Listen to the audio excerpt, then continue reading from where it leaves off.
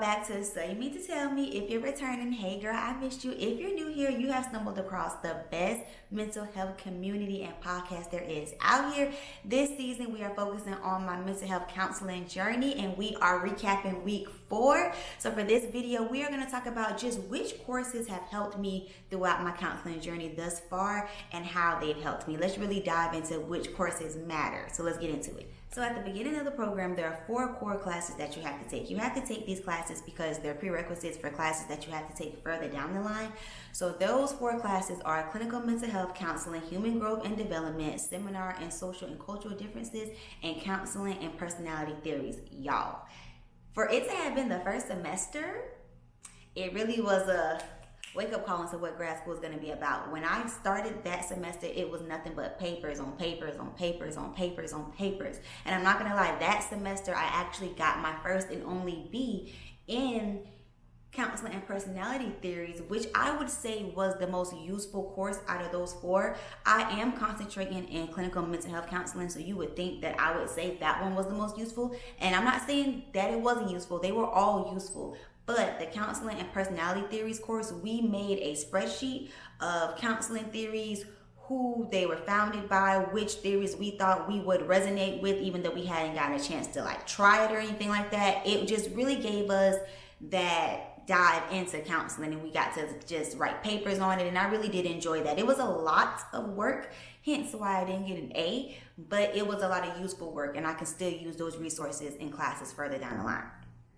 Now, the seminar, social and cultural differences, I think that class was really important because it really highlighted cultural competency. And it's very, very, very important to be culturally competent as a therapist, as a counselor, just as a human being, period, in my opinion, because we all come from different walks of life, and we don't want to disrespect anybody. We want to help people the best way that we can. And by doing that, you just have to be competent in those areas, and you have to be open and willing to learn. And the best way to learn is through the person who's walking in that culture themselves.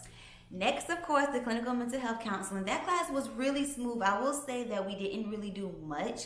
In my opinion, it was a lot of discussion boards, a lot of reading, but it was just a discussion board, read the chapters, talk about it, respond to your classmates type of class. We didn't do that many papers. I want to say I only did 1 paper for that course, and it was a final. And last but not least, human growth and development. That course is kind of like a psychology course to me.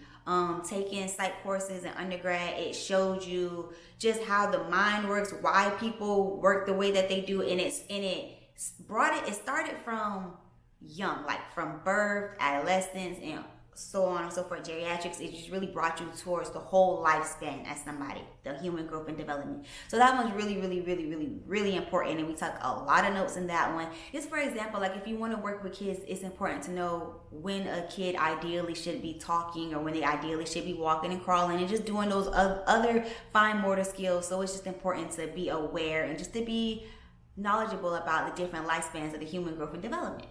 The next course we're going to talk about really wasn't a requirement for my major, and by that I mean I could have swapped it out for an elective. In my graduate program, you don't really have electives. It's just your prerequisites, your core classes, and your specializations, but it wasn't really a time for electives. But this particular class, which is called History, Black Education in America, I do believe that I take that class because I attend an HBCU, but it wasn't a required class. It could have been swapped out, but I did elect to take the class. I didn't know prior to taking the class that it could have been swapped out. I probably would have swapped it out just for another counseling course that I may have been interested in, but I was very content with taking the Black History class. It was very, very good. It was the only class I can say people did their discussion boards and they actually cared about what they were saying. You know, a lot of times they be BSing what they put in the discussion boards, but this was a class where people were responding to discussion boards and then responding after response.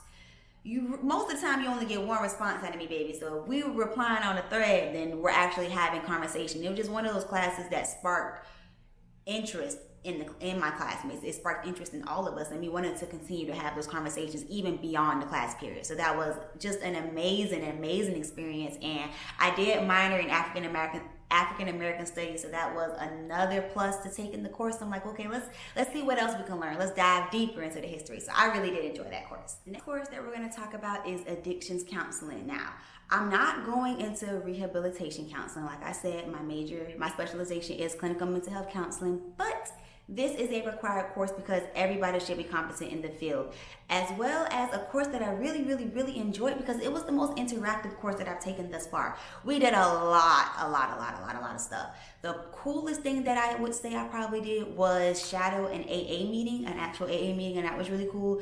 Of course, you had to let everybody know who you were, why you were there, all that good stuff. But it was a very eye-opening experience. It was very emotional. I feel like that was my first time really dipping my toes in the water and really just seeing how real and raw, how emotional this field of work can be, and just why it's so important to self-care and take care of yourself, because it can be emotionally draining and it can take that toll on you.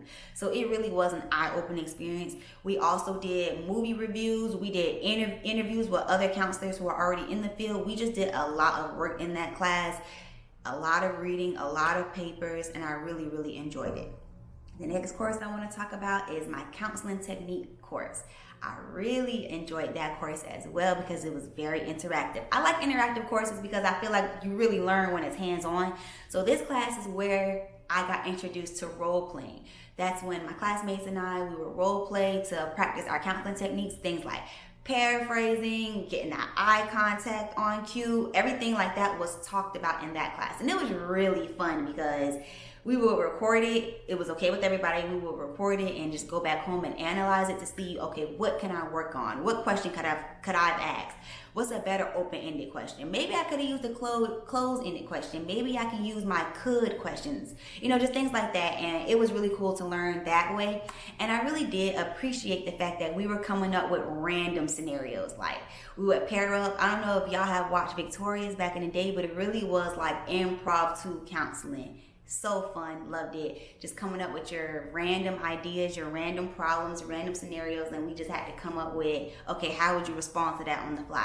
I really think that helped a lot. At first, it was really like silly and goofy, but it got to the point where that was a class that we went to on campus at night, and we didn't want to leave. That's how much fun it was. So, yes. So the next course that I want to talk about is practicum. That is what I'm taking right now. And if you have watched our previous videos, then you already know what that's all about. I am taking practicum right now. So practicum is a course that I really enjoy. It's when you go to your site or your agency and you start really observing to get your clinical hours. For this course, it's 100 clinical hours that I need, 50 direct and 50 indirect hours. And so that's what I'm currently working on as of right now. The next class I want to talk about is appraisal and assessment techniques. That class I'm also taking right now, y'all, and it is the death of me. I'm not even going to lie. It is a lot. Out of all the courses I have taken thus far, this course has been the most. We are doing 5-page papers weekly. Yes, you heard me, 5 pages a week. And it just really is a lot, but so far so good. And I really do think that even though it's too much, in my personal opinion, I think we could have got our point across with 2 pages or 3 pages, but it really is setting up study guides that we will have beyond. Assessment is such an important part of the counseling process. It really is. She stresses it, and she's right. The book stresses it. My supervisor stresses it. It is an important aspect of the whole counseling ordeal. So just taking those assessment notes, going through that book thoroughly, and just, it's not like okay, you're reading the text and you're paraphrasing that. No, you have to actually read it and say, how does it resonate with you? How can you use this and do real application in the real world whenever you are licensed? What can we talk about more in this chapter? What are questions that you have? It's just a way of just studying beyond just reading the text and beyond just memorizing what you're reading. A way of being able to read what you read and explain it to somebody else who's never read anything about counseling or psychology or anything like that, just to know that you really are competent in what you're reading. And I really do appreciate the fact that she's making us do that, because if she wasn't, we would not be doing that. So it's something that's good, but also annoying. So the next class I want to talk about is mental health and psychopathology. And of course, I'm so excited about this as someone who is very interested in clinical mental health counseling. Of course, this one is the one.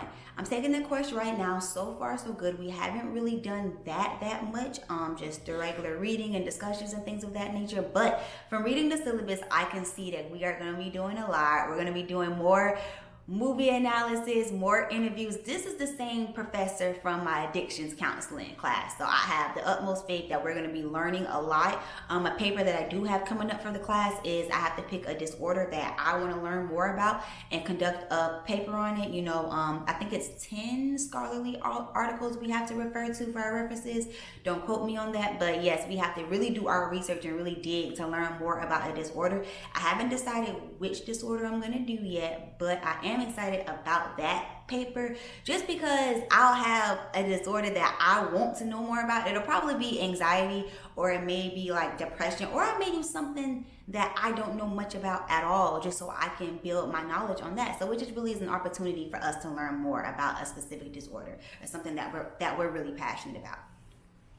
Last but certainly not least, y'all, the class that I'm taking now, last class, is Advanced Ethics.